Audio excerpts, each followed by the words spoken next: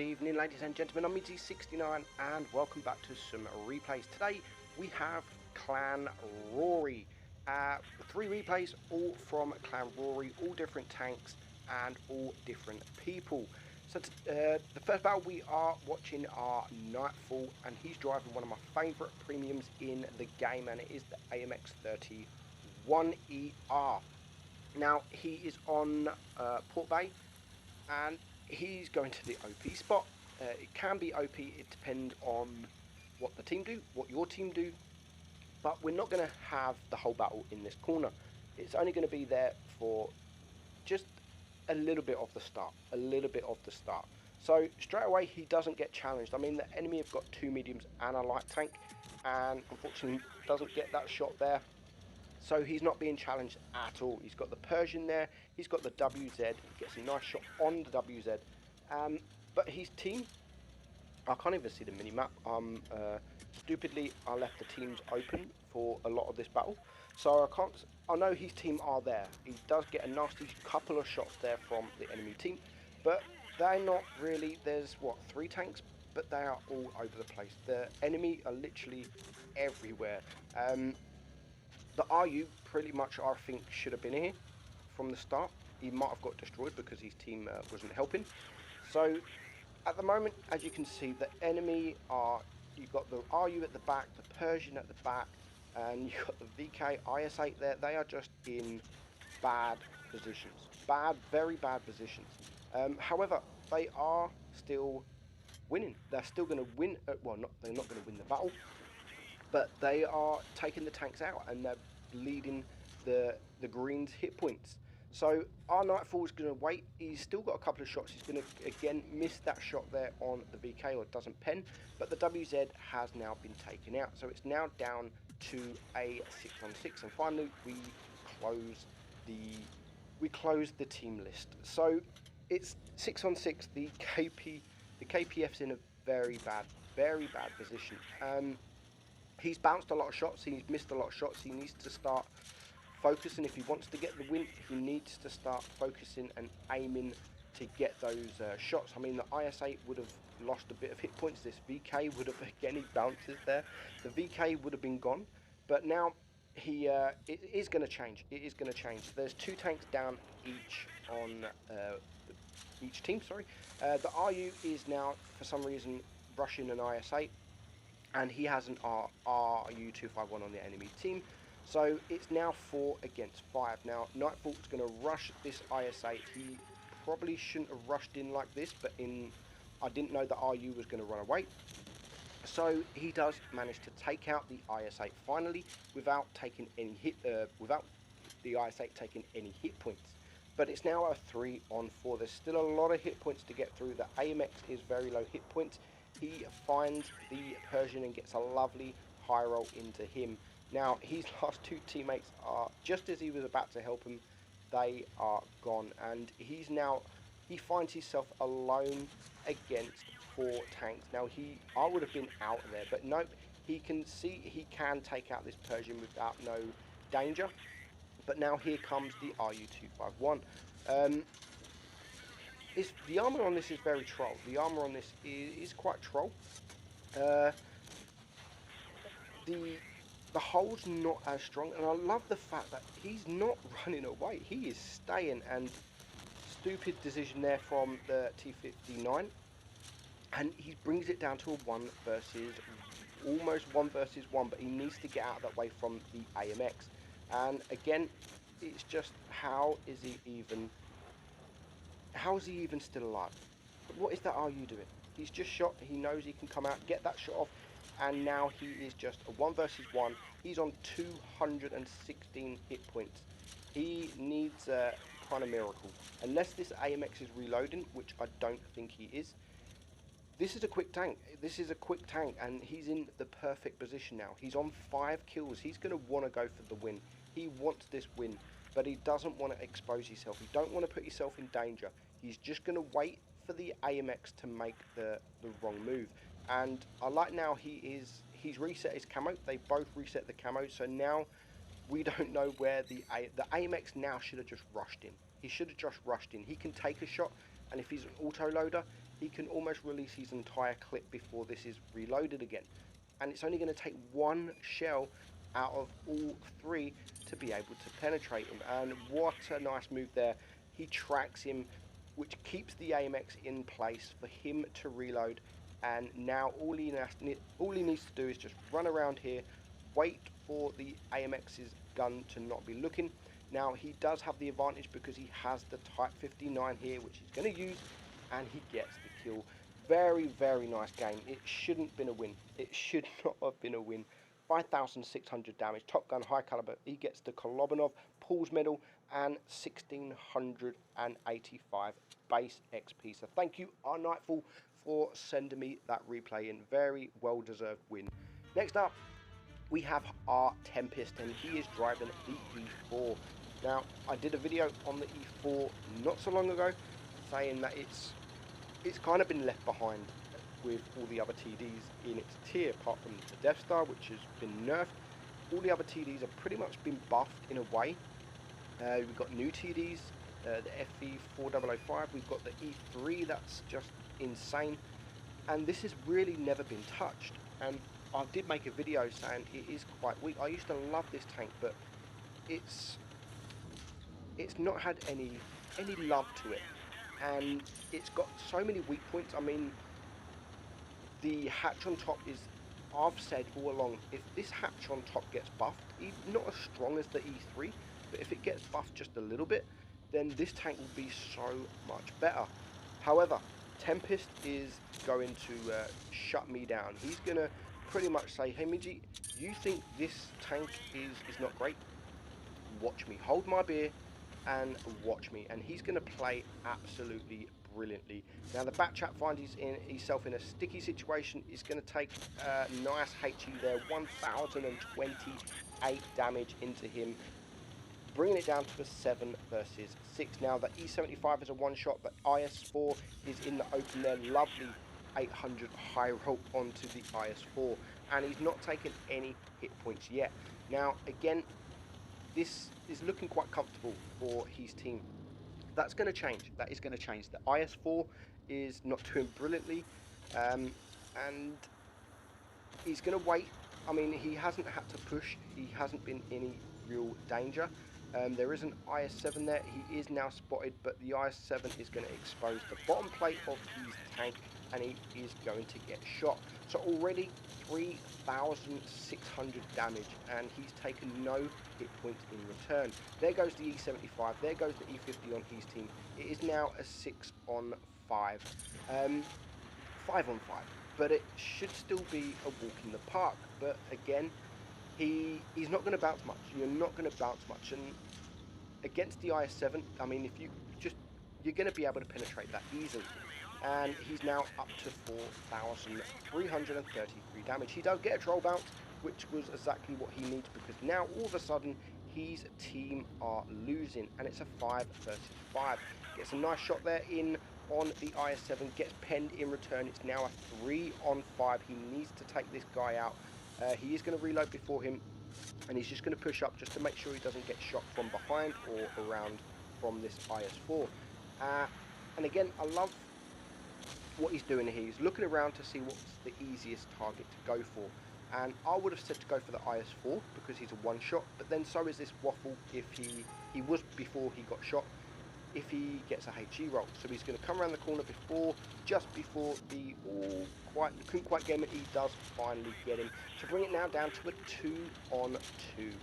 The KPF is the other side of the map, and he has attracted the Death Star and the IS4, which is good for our man Tempest here, because he could potentially be a one-shot from the Death Star, and he's on 5,700 damage already. He's already had a brilliant battle, and really we need to take out the IS4 because he's a one-shot, but the Death Star is just as dangerous, with being the nice shot there. 710 roll there. Now, he's got this nice hill in front of him which he can back up, and he's actually hiding his hatch, and the Death Star misses his shot. He just needs one more high roll to reach 7,000 damage. Can he get there? The KPF is a one shot. He's just bounced his shot on the IS4. Now Tempest is going to wait. Can he get this IS4? He can't quite get the IS4. The IS-4 is very, very strong indeed, and he doesn't want to push because, of course, there is a Death Star there.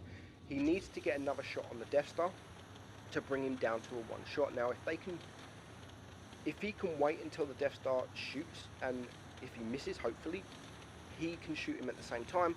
If he's close by, which he is, he's sticking close by, he's not reversing. I mean, if the Death Star was to rush out now, he could actually get that shot off. But for some reason, he's not. And sometimes you need to take risks in Blitz. You have to take risks in Blitz. He's on 1,000 hit points.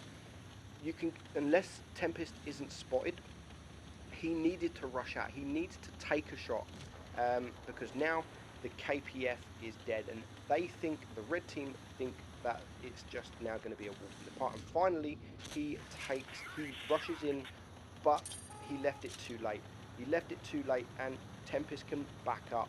And here comes the IS-4, and again, look, they are aiming at the hatch, and he pens the hatch. I think the Death Star actually moved there, which is why he's going for that IS-4 and not the Death Star. Nice decision there, because he knows the Death Star is on a reload, and if he shoots the Death Star, then the IS-4 could rush in. However, the IS-4 would have took 2 shots to clear the E4. So I don't know if that was the right decision in the end, to take out the IS-4 over the Death Star, but it's a better situation. He's bring it down to a 1 versus 1. He's already on 7,400 damage. He's only blocked 1 shot there from the IS-7, and again, he is coming in a different direction. He's going to try and trick the Death Star. The Death Star is going to think that he is still where he was when he was last spotted, and he's going to come in a different direction. Now he's going to use this bush. The Death Star is, look, you can see him. You can see the Death Star looking exactly where he used to be. 7,932 damage. Well played. Very close to the 8k. Very, very close. And you pretty much showed me, actually, the E4 can be a good tank. And it can be a good tank. But for me, it's just lacking. It's just lacking behind the rest of the TDs. Next up, last up, we have Walter White, and he is driving the Batchat on Castilla. Now, I love a good Batchat replay. I love to see high damage games. I really do love to see high damage games, and the majority of them are in TDs because they have the big alpha. So even though this isn't as much damage as the last one, I do still think it's just as good because it's done in a light tank. He was going to spot left, and I love the fact that his team weren't quite with him, and if the mediums on the enemy team go up that hill, he would have been overrun and he would have just been taken out very, very quickly. So he decided to go by the cap area to spot, and that is exactly what he does, and he grabs himself 567 damage. Now the enemy are capping A, so he knows that there are a couple of tanks around this area. I would have personally stayed. He's looking at running away, he's getting ready.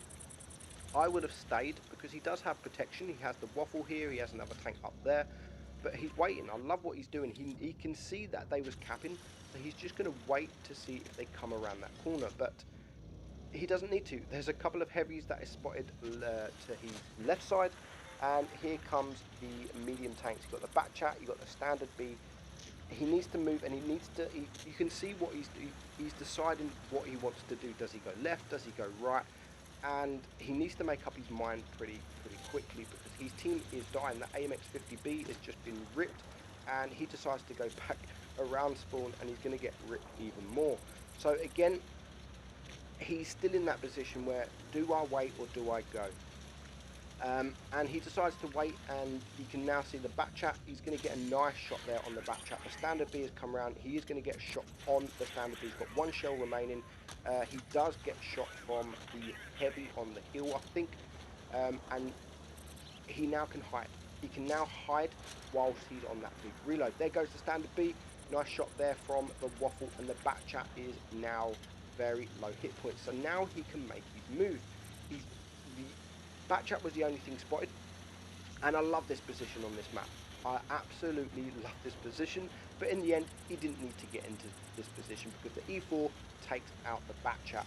Now, this position is normally used towards the end of the battle when you're in a medium and you're alone against 3 or 4 tanks, especially if they're heavies. because you can just hide and you can stop them getting up the hill, and it's very hard, it's very difficult to take out a medium tank or a light tank in this kind of position, because they have to get up that hill.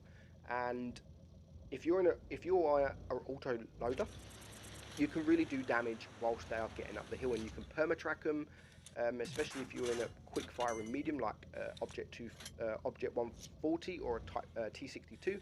You can perma-track them, and they're going to use their repair kits, and they're just going to be stuck getting up that hill. So he's not going to stay here forever. He is getting shot, so he now needs to make his move, and this is the position I'm on about. Just in this little dip here, it's very hard to get a tank that is in that kind of position. And it's I've won a 1 versus 5 on Supremacy before, because they didn't want to cap bases. They wanted to kill me, and they just could not get up. Now, he's going to stay in this position, but he's getting spotted very, very easily. And that makes me think, is there a medium still left around this area? And I think he's just noticed that. I think he's just thought that himself. Why am I getting spotted? Surely that IS-7 won't be spotting me, maybe. But there is still a medium left on the enemy team.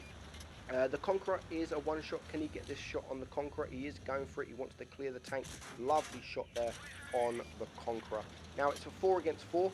3 tanks are spotted over there. The IS-7, I think, shot. He's going to get 1 shot. He's got 1 shell remaining. Oh, what a shot. What a shot. And that is now 2 kills. There's only 3 tanks left alive, and he's only on 2,800 damage.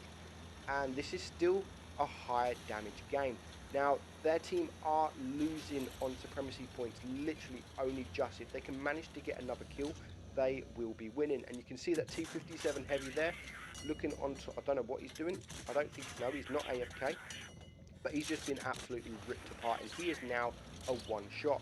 But we need to look for that medium. That medium can be very dangerous. I know that there is a full hit point Jaeger there that could potentially one-shot the Batchat. But I would honestly leave the Jaeger until last, because he hasn't got a turret. And if you're in a Batchat, you can easily deal. Here's the medium. Don't tell me that this T62 has sat there all battle. Please don't tell me this guy has sat there all battle watching his team die. He's not AFK either. What a funny guy. What a funny guy. And he's just been ripped apart. So Walter is now on 2 kills. They are still losing on Supremacy points. He needs to be quick, and he's probably going to rush the T62 now. Does get a shot from the T57. He's going to ignore the Jaeger, which is the best decision, and he's going to rush this T62. He is now a one-shot, but he does manage to take that medium out of the game, and he's going to go for the full reload. They are still just losing on Supremacy points. Nice high roll there, but he only had 1 shell left. He only had 1 shell, and it is, the IS-8 is almost full hit points. So the enemy T57 stupidly tries to cap, and he should have stayed in the same position, because now the Batchat is going to rip him, and it's just the Jaeger left alive. So the Jaeger is after the IS-8. One of his teammates left. I don't even know what tank it is. He, T57 or the AMX, he's the other side. I don't know what he's doing. He's still in spawn. Like, has he done anything? But he's winning on Supremacy points now. It's definitely going to be a win. But he's now behind the Jaeger, and there's nothing that guy can do. What a game. 7,200 damage he finished on. Considering he was only on nearly 3,000 damage when there was 3 tanks left. An amazing job. So thank you, Clan RORY, for sending me those replays in. Excellent replays. If you've got good replays, send them to my email. I'm no longer taking replays in Discord. I want to keep them all in one place. Hope you enjoyed it, guys. I'm Meadsy, and I'll catch you soon.